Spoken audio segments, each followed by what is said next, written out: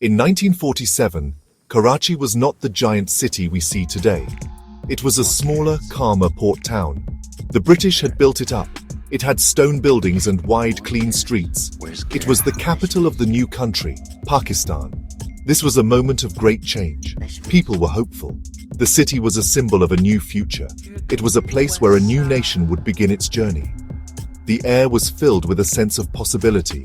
Karachi was ready to welcome a new era, standing at the edge of the Arabian Sea with open arms. Its quiet colonial charm was about to face a massive transformation, one that would redefine its very soul. The partition of British India brought waves of people. These were migrants, or muhajirs. They came from all over India. They were looking for a new home. Karachi was that home for many. The city's population grew very quickly. From just over 400,000 people, it started to swell. This was the start of Karachi becoming an instant city. It had to grow fast to make room for everyone. Tents and temporary shelters popped up everywhere. The city's resources were stretched thin, but the spirit of the people was strong. They were building a new life from scratch, and in doing so, they were building a new city. The early years were about finding space. People built what they could, where they could. New neighborhoods were born out of necessity. These were places like Nazimabad and Liaquatabad. They were planned to give people homes, but the city grew faster than any plan. The initial orderly layout of the colonial city began to change. Small houses and shops filled the empty spaces. The quiet streets started to get busier. The city was a living thing, expanding day by day. It was a chaotic but energetic process. Everyone was trying to find their place in this new, rapidly growing capital. In those first years, Karachi was the heart of Pakistan. It was the center of government, business, and culture. The city's port was vital. It connected the new country to the world. The announcement of Karachi as the capital gave it immense importance. This status attracted people from all parts of the new country, not just the migrants from India. They came for jobs, for opportunities, and for a chance to be part of the nation-building project. Karachi was a magnet, pulling people in. It was a city of dreams, where the story of Pakistan was just beginning to be written on its streets and in its buildings. As the decades passed, Karachi kept growing. The city spread outwards in all directions. What were once distant villages became part of the urban sprawl. Farmland was turned into housing societies. The city's footprint became massive.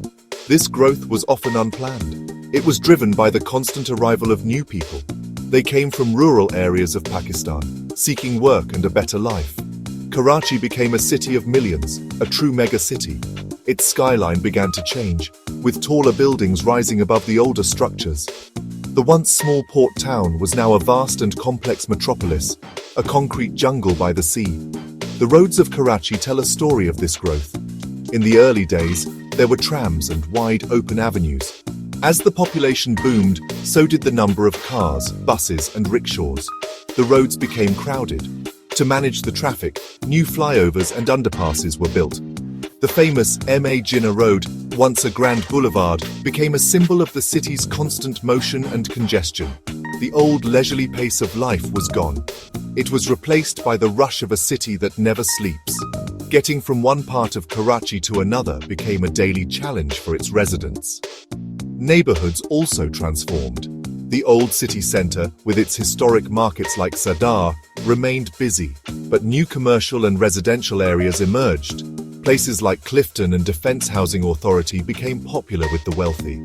They had modern houses, shopping malls, and private schools. This created a city of contrasts.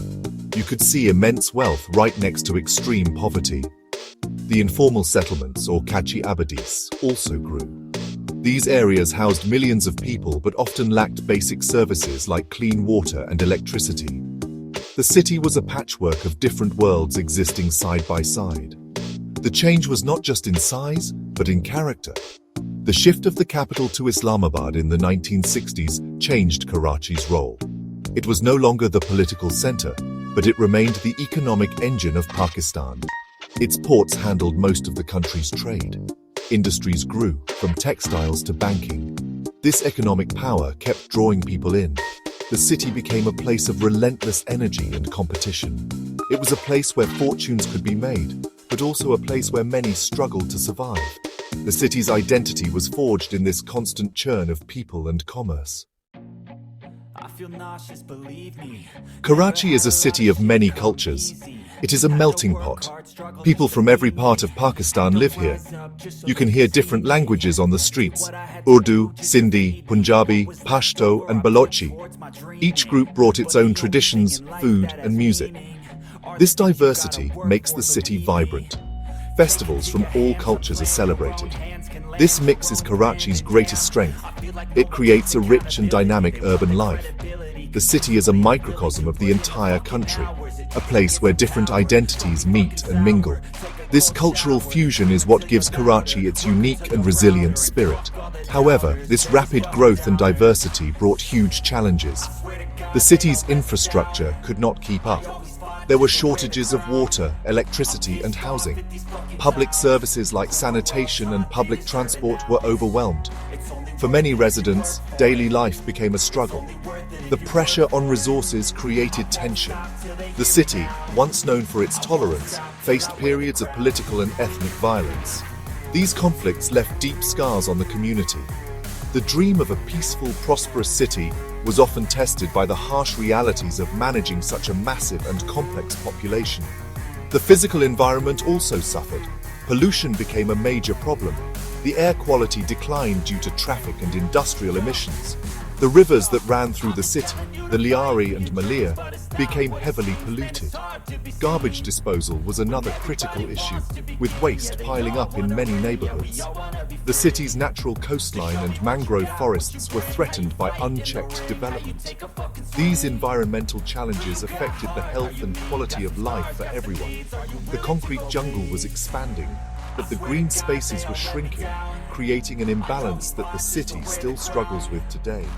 Despite all these problems, the people of Karachi are known for their resilience. They have learned to navigate the city's complexities.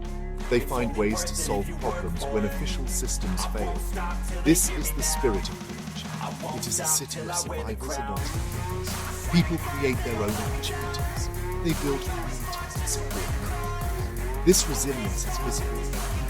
From the small shopkeeper who works long hours to the community groups that clean up their own neighborhoods. It is this human spirit that keeps the city moving forward, even in the face of immense adversity. In recent years, there has been a growing movement to save Karachi's history. People are realizing the value of the city's old buildings. These are the structures from the colonial era and the early years of Pakistan. Many of them were neglected and falling apart. Now there are efforts to restore them. The Sindh government and private citizens are working together. They are trying to bring back the old beauty of places like the Empress Market and Frere Hall. This is a way of honoring the city's past. It is about connecting the present generation with the story of how their city began. These restoration projects are more than just fixing old walls. They are about reviving public spaces. The goal is to make these historic areas places where people can gather again.